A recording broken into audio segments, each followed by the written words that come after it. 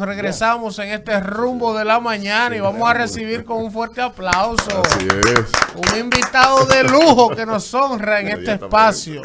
Y es el señor Magín Díaz, quien es pues especialista en finanzas públicas y macroeconomía y fue también hace un tiempo director de la Dirección General de Impuestos Internos. Buenos días, Magín, un honor y un privilegio que esté con nosotros. Gracias por tenerme aquí estamos, listos para el bombardeo. Magín, vamos a hablar de finanzas públicas. Ajá. Presupuesto, el planeta está en un ambiente hostil, complicado, hay problemas post pandemia, que no termina la pandemia, hay problemas ahora de guerra en Ucrania, un país dependiente de petróleo, de commodities, de soya, que todo lo importa en gran mayoría.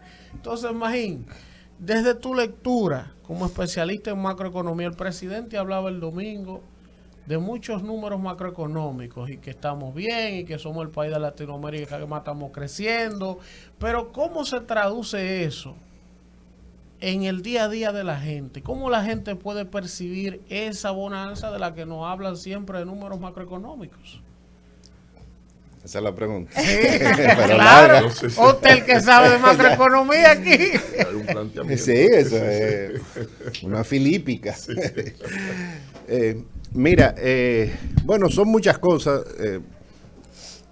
Lo primero que el presidente, obviamente, es el discurso del domingo, un discurso político. Esa parte de ahí en la política yo no me meto. Pero es muy claro que él iba a hablar de los resultados económicos del año pasado. O sea, no hay duda de que fueron buenos. Decir que la macroeconomía no tuvo buenos resultados sería ser mezquino de mi parte. Lo digo porque cuando uno es funcionario de otro gobierno, esperan que uno acabe al gobierno de turno. Y sí.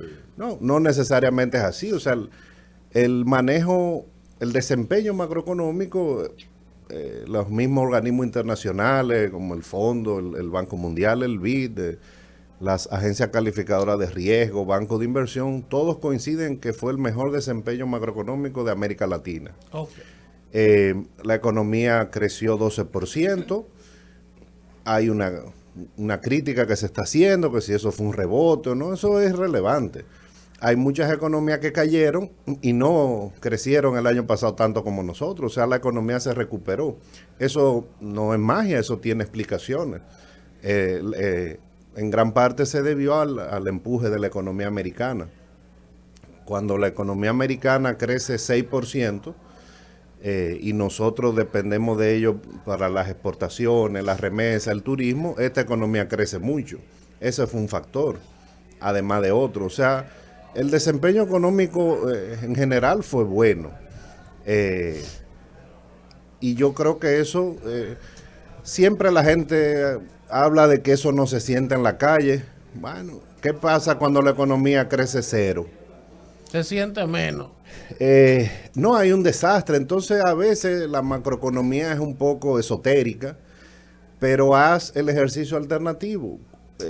Tenemos muchos años que no había una crisis hasta el 2020, pero ¿qué pasó en el 2003, 2004? Que la economía no creció. Un desastre.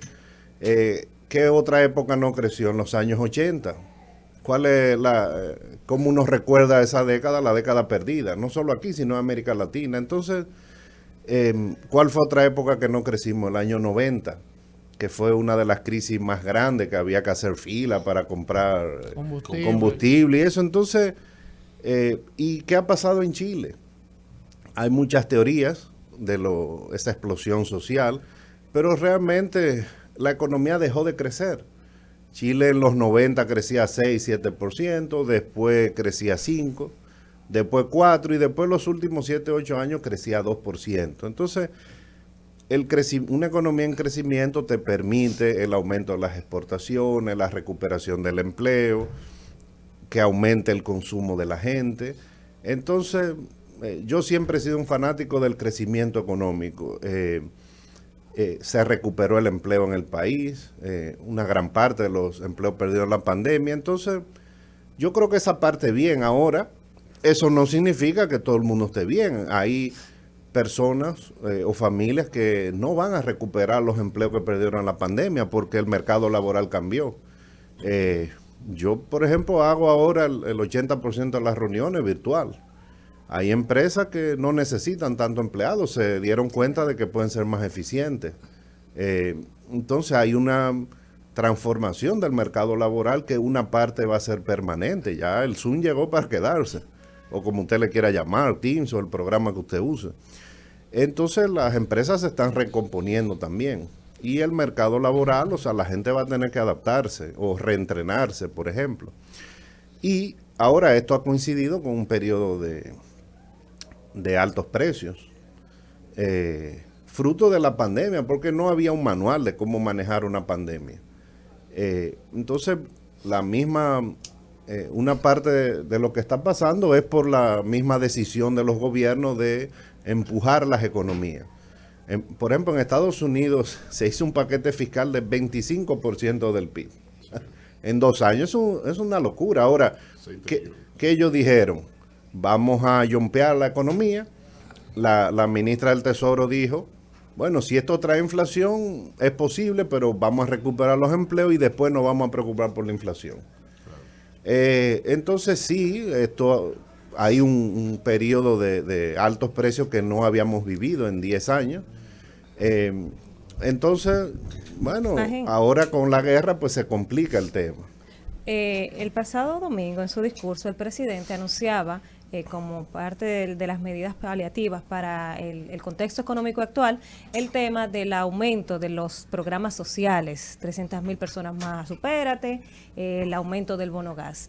Y a mí de una vez me surgió la inquietud de dónde va a salir el dinero, porque no se va a hacer la reforma fiscal, sería de préstamos, o sea, me gustaría en ese sentido su análisis en esa parte del discurso. Y también ayer veía que decía el director de presupuesto que el dinero va a salir a modo de esa inquietud que todos tenemos de un decreto que dio el presidente a inicios de año, un decreto donde se supone que el Estado ponía como medidas restrictivas que no vuelos de primera clase, no usar los vehículos fines de semana, un decreto ahí para ahorrar. Entonces, ¿qué hay de cierto? ¿Qué tanto se está ahorrando a través de ese decreto? ¿Y de dónde saldría el dinero si no sería de ese decreto que dice el director de presupuesto? Mira, como yo digo siempre, magia no hay. Lo que anunció el presidente el domingo es lo que se puede hacer. Hay un problema de inflación, bueno, vamos a dar subsidios. Diferentes subsidios a los combustibles, a los alimentos, vamos a aumentar los programas sociales.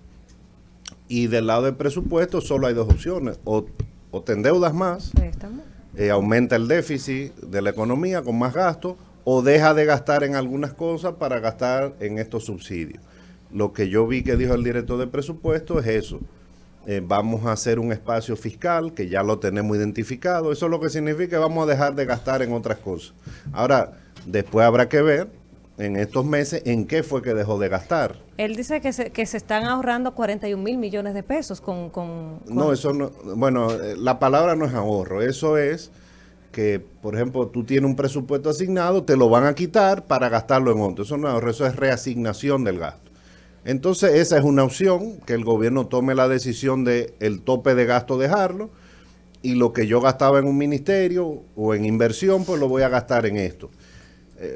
Yo creo que aquí hay una restricción presupuestaria muy fuerte. Yo creo que el déficit lo van a tener que aumentar en algún momento. En el 2008, que pasó algo similar con los precios, el déficit pasó de 0 a 4% del PIB. Eso significa en pesos de este año que el déficit pasó de 0 a 200,000 millones, porque se subsidió todo. Sí. El pollo, la harina, el pan, el arroz, insumos del sector agropecuario, los combustibles, el gas. Eso fue en el 2008. Entonces el déficit aumentó.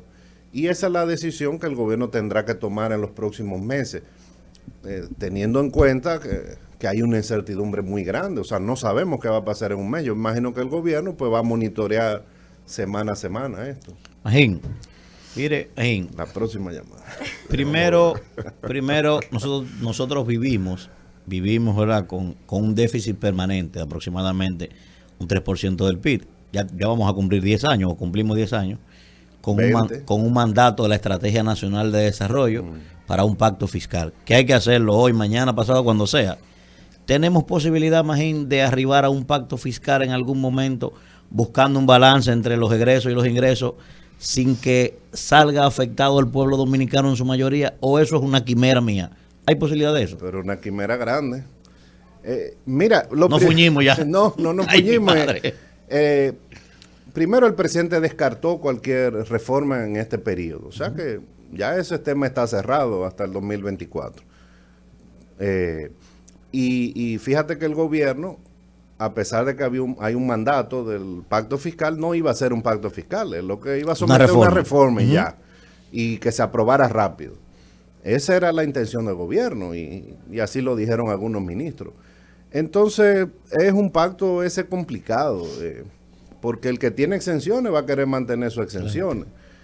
No, a mí me han preguntado, porque yo, según él leyó, yo soy experto en finanzas públicas y me preguntaron algunos amigos del gobierno, bueno, dime un impuesto que no afecte a nadie, pero recaude mucho. Eso no existe. Claro que no.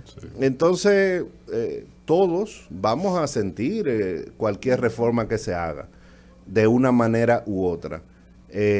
Entonces, una cosa es la teoría y otra es la realidad. Magín, finalmente, Víctor, por razones de tiempo, porque el tiempo se va volando, nos escucha un amigo economista, Magín. Oye, esto un debate. Si yo estoy escuchando a Magín con un planteamiento y no estoy de acuerdo con él. Sí, bien. Entonces dice, pregúntale a Magín por qué Japón tiene 25 años sin crecer su economía y debe más los índices de desarrollo humano son positivos.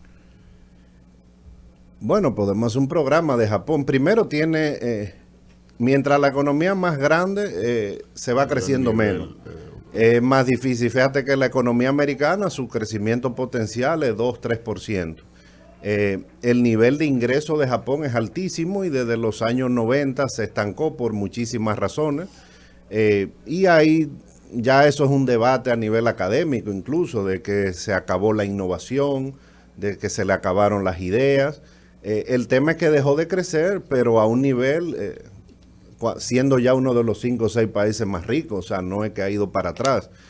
Se ha hecho mucho para que crezca, política fiscal, política monetaria, tasa de interés muy baja.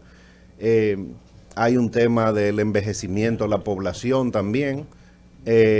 Entonces, esa es su realidad, pero nosotros no estamos ni cerca de eso. Ojalá nosotros llegar a un nivel altísimo como ellos en calidad de vida y después dejar de crecer. Pero para nosotros dar un salto, pues tendríamos que durante 30, 40 años crecer a 6, 7% para llegar a los niveles de bienestar y calidad de vida que aspira una sociedad. Bueno, interesante. Y además de eso, Magín, no pudiéramos crecer un 10%.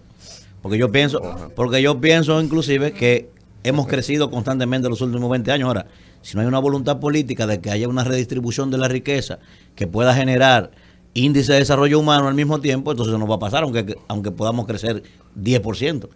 Bueno, eso es lo que ha pasado y yo creo que Rosario Espinal, la politóloga, lo ha dicho en estos días que ha hablado. Entonces, hemos tenido crecimiento, pero con desigualdad. Entonces, ese es un problema. Pero el planteamiento es, Magín, que si no hubiese crecimiento, entonces no, fuéramos peor, claro, peor. Una locura. Exacto. Ahora, para tú atacar la desigualdad, como en Europa, por ejemplo, en Estados Unidos, tú necesitas recaudar mucho más para poder redistribuir. Aumentar la presión tributaria. Correcto, para tú poder hacer un gasto público que te ayude a mejorar la distribución del ingreso, por un lado. Eso es lo que te ayuda en el corto plazo y en el largo plazo de la educación. Entonces estamos mal ahí. Por eso es que aquí se planteaba un pacto fiscal para ver qué Estado queremos, cómo lo vamos a financiar y darle instrumento al gobierno para que pueda redistribuir un poco.